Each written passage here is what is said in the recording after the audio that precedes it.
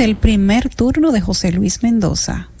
Yo estaba acomodando, iba a ser el último, pero me va a tocar. Yo privilegiado abrirle el telón a Milagro. Los músicos teloneros, la gente cree que son lo malo, pero a veces yo he ido a conciertos. Yo he ido a conciertos que los primeros son los buenos. Me ha tocado, me ha pasado.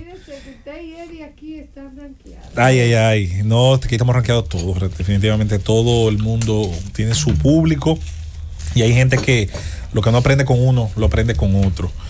Quiero de alguna manera conectar, no necesariamente en el sentido económico, pero sí coincide lo que tenía pensado hablar esta primera hora, que siempre es un tema un poco más técnico, que siempre es un tema más relacionado a lo propositivo, a nuestra idea del Estado, a nuestra idea de la sociedad, al tema que ha introducido Esteban. Pero, insisto, se sale del tema económico y tiene que ver con una práctica que yo personalmente censuro y que nos ha costado, pienso, compañeros, nos ha costado. Yo no sé si habría una forma de cuantificar el daño que ha tenido Esteban, Susana, Milagros, Yulisa, administración tras administración, no haberle dado continuidad a planes, proyectos, estrategias que son buenas, eran positivas, podían perfeccionarse y que eran necesarias.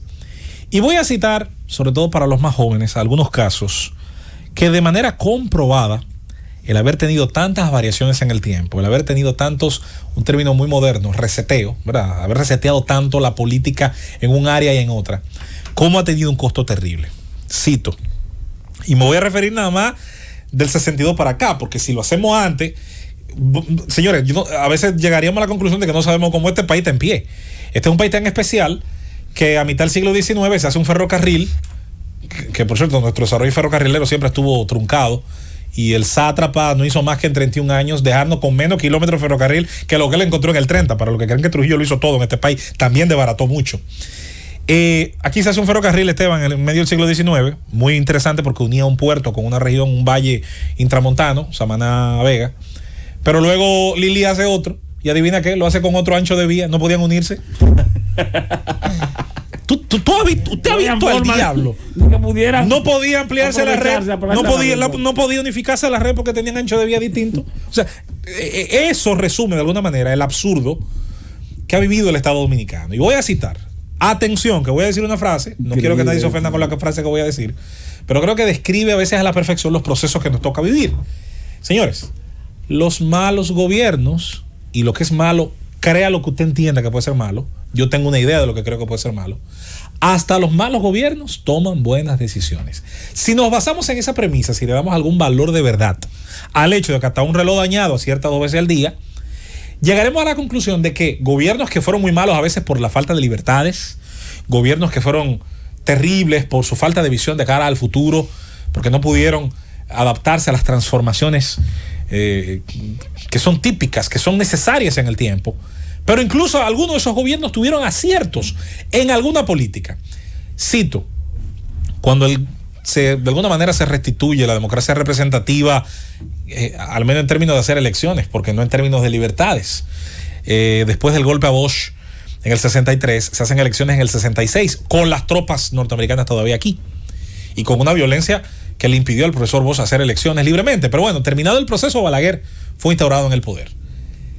Retomó el entonces presidente Balaguer con su equipo de gobierno los planes políticos que estaban siendo llevados a cabo y que habían sido proyectados por el gobierno elegido en diciembre del 62. La respuesta es no. Se dio un rompimiento, se dio un quiebre. Y ese gobierno, aunque sea de 7 meses u 8, tenía un proyecto. Y tenía un proyecto interesante. Tenía un proyecto que yo diría bien podía haberse estudiado y sacarle provecho. Pero vamos a enfocarnos en lo que pasó del 66 al 78. Fuera de todo cuanto podríamos recrear dentro de lo malo. Señores, hubo una planificación urbana a una altura que jamás se ha repetido. Se dibujó el trazo de la ciudad después de la planificación original que se tenía cuando Trujillo, las grandes avenidas, las grandes isletas, las grandes rotondas, el pulmón verde de la ciudad, además de los miradores o del mirador sur, que fue el primero de ellos. La idea de que la ciudad tenía que converger, tenía que coincidir, gracias a la idea de algunos importantes urbanistas que llegaron asesorar al presidente Balaguer, el hecho de que la ciudad tuviese ese planteamiento y el hecho de que Balaguer tuviera una idea de protección al medio ambiente que yo creo que hasta sus más acérrimos opositores la reconocen hoy. Era realmente un individuo que muchas cosas que ocurrieron después y muchos de los crímenes ecológicos que se han cometido con el arrasamiento de los lechos de los ríos muy difícilmente hubiesen pasado si se hubiese mantenido ese criterio. Los gobiernos posteriores, tanto entre el 78 y el 86 como del 96 en adelante, debieron darle hasta cierto punto continuidad a esa idea. Pero me voy a otra. A partir de los años 60 finales comienza la política de la infraestructura, la política de la varilla y cemento que tanto le gustaba al planteamiento keynesiano de entonces, de la demanda agregada y de mantener a través de los salarios a los trabajadores, propulsar el consumo, cosa que por cierto ya hace rato pasó a mejor vida, pero hay gente que la mantiene todavía. Ahora, lo importante fue que crear el proyecto de presas, de embalses y de canalización tuvo un impacto visible en el agro dominicano. Y un país que apenas tenía embalses, que apenas tenía alguna infraestructura relacionada a los ríos y al aprovechamiento de agua, pasó a tener hidroeléctricas, pasó a tener lagos artificiales, pasó a tener la capacidad de vertir hacia donde permitían los niveles de relieve agua a lugares donde nunca antes había llegado en la cantidad necesaria para cultivar la tierra y para las necesidades humanas. ¿Ustedes saben qué es lo penoso de eso? Que apenas de manera tímida se intentó continuar posterior al año 78 esa política, que medio se retomó en el 86, pero que después de eso, señores, se ha olvidado. ¿Cuál fue el último proyecto importante? Aunque se está haciendo la de Montegrande, se está haciendo un trabajo, pero a decir verdad, usted ve la cantidad. Esa de Montegrande que dicho sea paso, hacía mucho que no se iniciaba un proyecto de esa naturaleza, y ese proyecto tenía años. O sea, eso ha tardado muchísimo. Entonces, vale la pena decir, Esteban, que la capacidad de darle seguimiento a la política en materia de presas, de embalses, contraembalses y canales de regadío, óyeme, por no decir que nos hemos quedado atrás en el tiempo. Otros países ya incluso dieron un salto cuántico y se desarrollaron las famosas mini hidroeléctricas, donde comunidades muy apartadas, con una dínamo bastante pequeña, pero muy capaz para la cantidad de población que está cerca, está en capacidad de generar energía eléctrica, que les recuerdo, la energía hidroeléctrica está en la categoría de las renovables, porque el ciclo del agua no lo para nadie. Mientras el sol esté ahí y la tierra tenga la temperatura que tiene, el agua va a evaporarse, a condensarse y a tener escorrentía a través de los ríos hacia el mar. Eso no lo va a parar nadie. De manera que, doy el caso del agua, pero ¿qué tal si nos vamos al transporte? ¿Ha habido una unidad, una unificación del criterio? Gobierno tras gobierno, periodo tras periodo. No. Me voy al año 96-2000.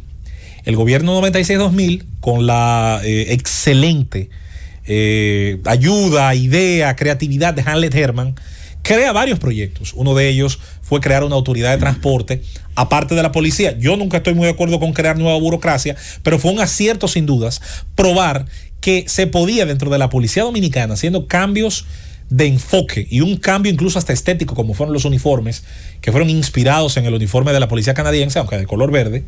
Colocar ese uniforme, señores, le dio una diferencia a la gente. La gente veía a un Ahmed como un policía más capaz, y que de hecho se hizo un cuidado al inicio hasta en elegir, hasta el físico se cuidó en elegir, recuerdo de los primeros oficiales hoy de DGCET. Tenían hasta el arma asignada, era estandarizada. Y era el tipo de porque arma, había una idea, había un criterio.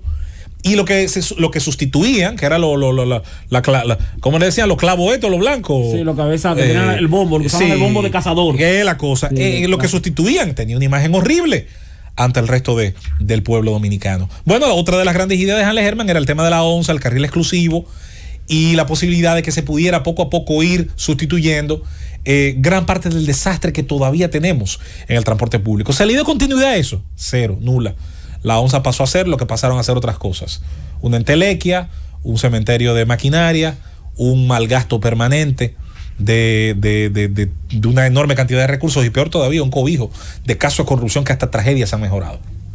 Pudiera perfectamente seguir, pudiera hablar de la educación, de la falta de continuidad en sus planes, aquel famoso plan decenal de Jacqueline Malagón, pudiera hablar de tantas cosas que no se continuaron.